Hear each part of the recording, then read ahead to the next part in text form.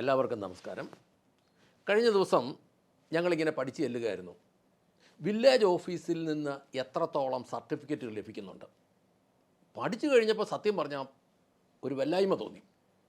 ഒരു മനുഷ്യൻ്റെ മതം തെളിയിപ്പിക്കാൻ റിലീജിയൻ സർട്ടിഫിക്കറ്റ്, ജാതി ഏതാണെന്ന് തെളിയിക്കാൻ അതിനുള്ള സർട്ടിഫിക്കറ്റ്, ഉപജാതി ഏതാണെന്ന് തെളിയിപ്പിക്കാൻ അതിനുള്ള സർട്ടിഫിക്കറ്റ്, വരുമാനം തെളിയിക്കാനുള്ള സർട്ടിഫിക്കറ്റ്, യോഗ്യനാണെന്ന് തെളിയിക്കാനുള്ള യോഗ്യതാ സർട്ടിഫിക്കറ്റ്, പിന്നെ ക്രീമിലിയർ എന്ന് പറയുന്ന ഒരു സർട്ടിഫിക്കറ്റ്, റെസിഡൻസ് സർട്ടിഫിക്കറ്റ്, ഞാൻ ഇന്ന വീട്ടിൽ താമസം ഉണ്ടെന്ന് തെളിയിക്കുന്ന സർട്ടിഫിക്കറ്റ്, കമ്മ്യൂണിറ്റി, ഞാൻ ഏത് സമൂഹക്കാരനാണെന്ന് തെളിയിക്കുന്ന സർട്ടിഫിക്കറ്റ്, ലൊക്കേഷൻ, സ്ഥാനം എവിടെയാണെന്ന് തെളിയിക്കാനുള്ള സർട്ടിഫിക്കറ്റ്, ഡിപ്പെൻഡൻസി എന്ന് പറഞ്ഞാൽ ആശ്രയത്വം തെളിയിക്കാനുള്ള സർട്ടിഫിക്കറ്റ്, സോൾവൻസി, സാമ്പത്തിക ഭദ്രത ഉണ്ടെന്ന് തെളിയിക്കുന്ന സർട്ടിഫിക്കറ്റ്, അൺഎംപ്ലോയ്മെൻറ്റ്, തെരപാര നടക്കുന്നവനാണ്, വരുമാനമില്ലാത്തവനാണ് എന്ന് തെളിയിക്കുന്ന certificate, one and same certificate, അയാൾ തന്നെയാണ് ഇയാൾ എന്ന് തെളിയിക്കുന്ന സർട്ടിഫിക്കറ്റ്, റിലേഷൻ, ബന്ധം തെളിയിക്കുന്ന സർട്ടിഫിക്കറ്റ്, ഫാമിലി മെമ്പർഷിപ്പ് സർട്ടിഫിക്കറ്റ് എന്ന് പറഞ്ഞാൽ ഒരു കുടുംബത്തിൽ എത്ര പേരുണ്ട്, ആരൊക്കെയാണ്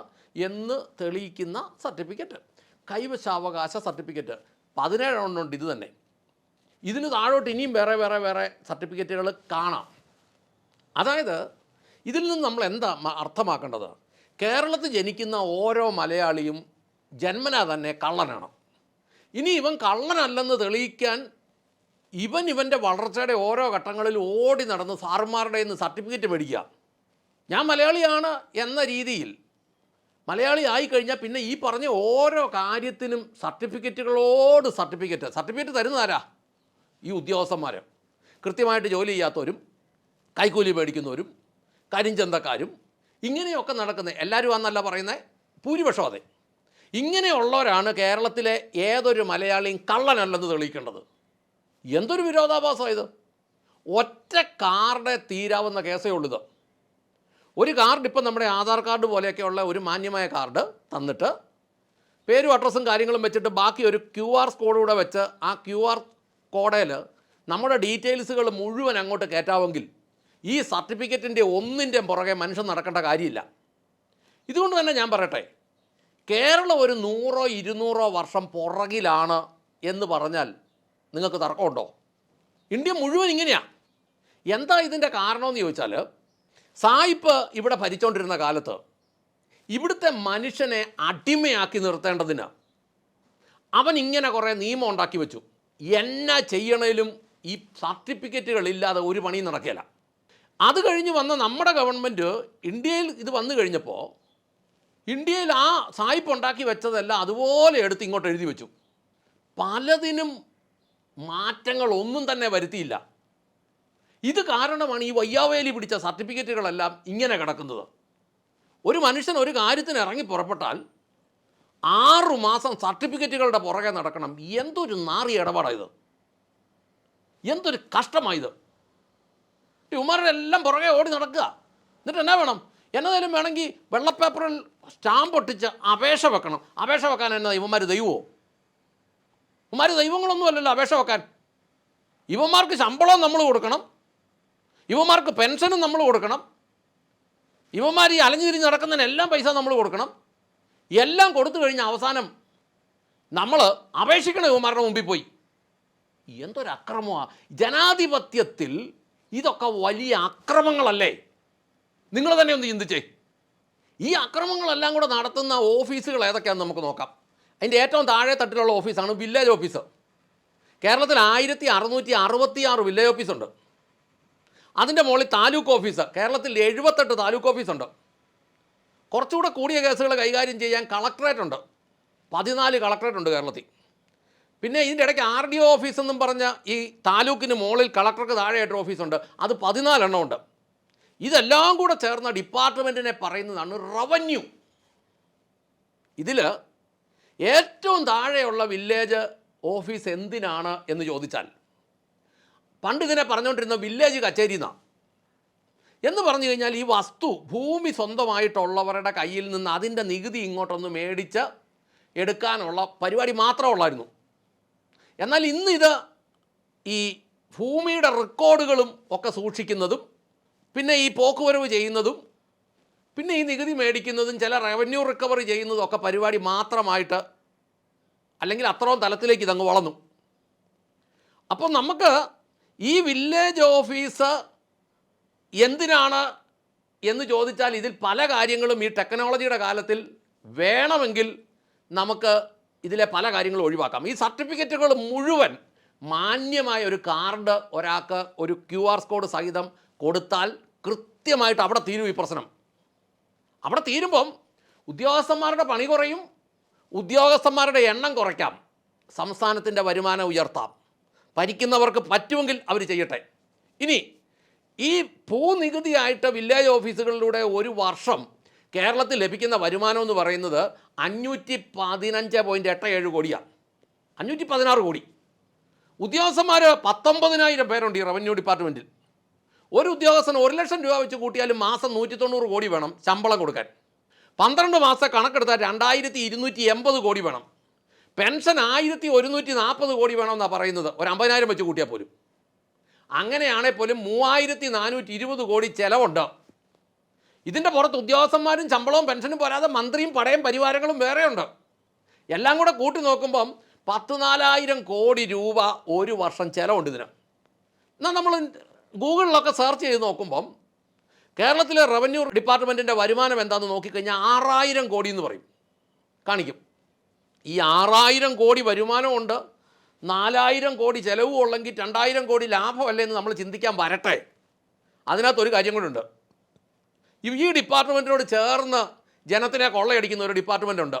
അതിൻ്റെ പേര് രജിസ്ട്രേഷൻ ഡിപ്പാർട്ട്മെൻ്റ് എന്നാണ്. 2,800 ജോലിക്കാർ ഇതിനകത്തുണ്ട്. ഇവർ ഈ വസ്തുവിൻ്റെ ആധാരങ്ങൾ നമ്മൾ നടത്തുമ്പോൾ ഇപ്പോൾ രജിസ്ട്രേഷൻ ഫീസ് എന്ന് പറയുന്നത് ഏതാണ്ട് 10 മുതൽ 10.5% വരെയാണ്. ഇതിന് വില കുറച്ച് വെക്കാനും പറ്റിയല്ല. ഇപ്പോൾ എല്ലാ സ്ഥലത്തും വസ്തുവിന് 10 ലക്ഷം കിട്ടുന്നിടത്ത് 20 ലക്ഷം രൂപ സർക്കാർ വിലയിട്ടിട്ടുണ്ട്. ഇങ്ങനെ വിലയിട്ടതിൻ്റെ 10% മുദ്രപത്രം മേടിക്കണം. പിന്നെ കിടിപിടി ഫീസെല്ലാം കൂടെ ഒരു 0.5% കൂടെ കൂട്ടി എഴുത്തുകാരൻ്റെ ഫീസ് വേറെയും 10-12% അടുത്ത് ജനത്തിൽ നിന്ന് കൊള്ളയടിക്കുന്ന ഒരു പ്രസ്ഥാനമുണ്ട്. അതിൻ്റെ പേര് റവന്യൂ ഡിപ്പാർട്ട്മെൻറ്റിലുള്ള രജിസ്ട്രേഷൻ ഡിപ്പാർട്ട്മെൻറ്റ് എന്ന പേര്. 2,800 ജോലിക്കാരുണ്ട്. ഇവരാണ് സത്യത്തിൽ ഈ ജനത്തിനെ കൊള്ളയടിച്ച് ഏതാണ്ട് 5,500 കോടി അടുത്ത് ഉണ്ടാക്കിയെടുക്കുന്നത്. അപ്പോൾ ഈ രജിസ്ട്രേഷൻ ഡിപ്പാർട്ട്മെൻറ്റിനും ശമ്പളവും പെൻഷനും എല്ലാം കൂടെയുള്ള ചിലവുണ്ട്. അതും കൂടെ നമ്മൾ കൂട്ടി നോക്കുമ്പോൾ ഈ രജിസ്ട്രേഷൻ എന്ന് പറയുന്ന പരിപാടി തന്നെ ഒരു മാനം മര്യാദ റേറ്റ് ഇട്ടിട്ട് ഇതിനെ നമ്മുടെ ഇന്നത്തെ പാസ്പോർട്ട് ഓഫീസ് ഏൽപ്പിച്ചിരിക്കുന്നത് പോലെ, പാസ്പോർട്ട് ഓഫീസ് ഏൽപ്പിച്ചിരിക്കുന്നത് ടാറ്റയാണ്. പാസ്പോർട്ട് ഓഫീസിൽ ഈ ദിവസങ്ങളിലോ അല്ലെങ്കിൽ ഈ കാലങ്ങളിലൊക്കെ പോയിട്ടുള്ളവരെന്ന് ആലോചിച്ച് നോക്കിയേ. പണ്ട് കാലത്ത് 3-4 കിലോമീറ്റർ വെളുപ്പിനെ 4 മണി തൊട്ട് അങ്ങോട്ട് ക്യൂ നിന്നുകൊണ്ടിരുന്ന സ്ഥാനത്ത് ഒരു കാലത്ത് എറണാകുളത്തൊക്കെ തൊഴിലില്ലാത്ത യുവാക്കളുടെ ഒരു പണി എന്ന് പറയുന്നത് വെളുപ്പിനെ 2 മണിക്കും 3 മണിക്കും ഒക്കെ ക്യൂവിൽ കയറി നിൽക്കും. 8 മണി 8:30 ആകുമ്പോൾ ആരെങ്കിലും ഒക്കെ വരുമ്പോൾ ക്യൂ ഒഴിഞ്ഞു കൊടുക്കുന്നതിന് അന്നത്തെ കാലത്ത് മാന്യമായൊരു തുക കൊടുക്കുമായിരുന്നു. പക്ഷേ ടാറ്റയുടെ കയ്യിൽ ഇത് വന്നപ്പോഴത്തേനും ഈ പരിപാടിയെല്ലാം പോയി. നമ്മൾ അങ്ങോട്ട് ചെന്ന് കഴിഞ്ഞാൽ 4-5 ദിവസം അല്ലെ മാക്സിമം 10 ദിവസത്തിനുള്ളിൽ പാസ്പോർട്ട് നമ്മുടെ കൈ വരത്തക്ക രീതി ക്രമീകരണമായി. അതിനുശേഷം പാസ്പോർട്ടിനെ കുറിച്ച് ഒരു പരാതിയില്ല. ഇതുപോലെ തന്നെ നല്ലൊരു സ്വകാര്യ ഏജൻസിയെ ഏൽപ്പിച്ചാൽ ഈ രജിസ്ട്രേഷൻ വകുപ്പുമായി ബന്ധപ്പെട്ട എല്ലാ കാര്യങ്ങളും അവർ ചെയ്തോളും. എന്ന് മാത്രമല്ല, ഈ ആധാരങ്ങൾ രജിസ്റ്റർ ചെയ്യുന്ന സ്ഥലത്ത് തന്നെ ഇത് പേരി കൂട്ടാനുള്ള സമ്പ്രദായം കൂടെ അവർക്ക് ചെയ്യാൻ വകുപ്പൊന്നു തന്നെയല്ലേ. അങ്ങനെയാണെങ്കിൽ നമുക്ക് ഇതെല്ലാം കഴിഞ്ഞ് ഒരാഴ്ച കഴിഞ്ഞോ അല്ലെ 15 ദിവസം കഴിഞ്ഞോ നമ്മുടെ ആധാരം ഇങ്ങോട്ട് തരുന്ന കൂട്ടത്തിൽ തരം കെട്ടിയ രസീതും കൂടി ഇങ്ങോട്ട് തരാമെങ്കിൽ അത് അവർക്ക് ചെയ്യാൻ പറ്റും. ഇതെല്ലാം ഒറ്റ ഡിപ്പാർട്ട്മെൻറ്റിൻ്റെ കമ്പ്യൂട്ടറിൽ നിൽക്കുന്നതാണെങ്കിൽ ഒരേ തരമുള്ള ട്രെയിനിങ് ആണെന്നുണ്ടെങ്കിൽ അത് നിസ്സാരമായിട്ട് അതും കൂടെ കൂട്ടിങ്ങി തരാൻ പറ്റും. നമ്മൾ ഇതിൻ്റെ ഒന്നും പുറകെ അങ്ങോട്ടും ഇങ്ങോട്ടും നടക്കേണ്ട കാര്യമില്ല.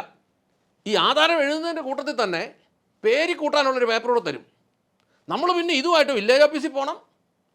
കൊടുത്തിട്ട് കുറച്ച് ദിവസം കഴിഞ്ഞ് പിന്നെ നമ്മൾ ഈ ഗേറ്റിൻ്റെ വാതൊക്കെ പട്ടി വന്ന് നിൽക്കുന്ന പോലെ ഇടയ്ക്കിടയ്ക്ക് വില്ലേജ് ഓഫീസിൻ്റെ വാതൊക്കെ പോയി ഇങ്ങനെ എത്തി നോക്കണം.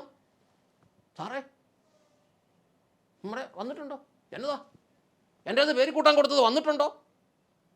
ഇതിങ്ങനെ തരാപ്പരാ നടക്കേണ്ട കാര്യം എന്നാ? അപ്പോൾ അങ്ങനെ നോക്കുമ്പം ഇതെല്ലാം ഇങ്ങനെ കൂട്ടി കണക്ട് ചെയ്തിട്ടിരിക്കുന്നതിൻ്റെ കാരണം എന്താണെന്ന് ചോദിച്ചാൽ, ബ്രിട്ടീഷുകാരൻ പോയപ്പോൾ അവൻ നമ്മുടെ സ്വാതന്ത്ര്യം എന്ന് പറയുന്നത് നമ്മുടെ ഇവിടുത്തെ രാഷ്ട്രീയക്കാരുടെ കയ്യിലോട്ട് കൊടുത്തു. നമ്മുടെ രാഷ്ട്രീയക്കാരെന്നാ കാണിച്ചു? ആ സ്വാതന്ത്ര്യം ഇങ്ങോട്ട് കൊണ്ടുവന്നിട്ട് ഇത് കുരങ്ങൻ്റെ ഈ പൂമാല കിട്ടിയ പോലെയാണ് നമ്മുടെ രാഷ്ട്രീയക്കാരുടെ കിട്ടിയത്. ഇവനിത് എന്നാ ചെയ്യേണ്ടതെന്ന് അറിയത്തില്ല. അവൻ എന്നാ കാണിച്ചു? ഇത് പതുക്കെ ഉദ്യോഗസ്ഥന്മാരുടെ തലയിലോട്ട് വെച്ചു. ഉദ്യോഗസ്ഥന്മാരുടെ തലയിലോട്ട് വെച്ചപ്പോൾ ഇവർക്ക് പണ്ടേ ഇവരുടെ രക്തം എന്ന് പറയുന്നത് സായിപ്പിൻ്റെ കാലം തൊട്ട് തന്നെ ജനത്തിനെ കൊള്ളയടിക്കുന്ന രക്തമാണ്.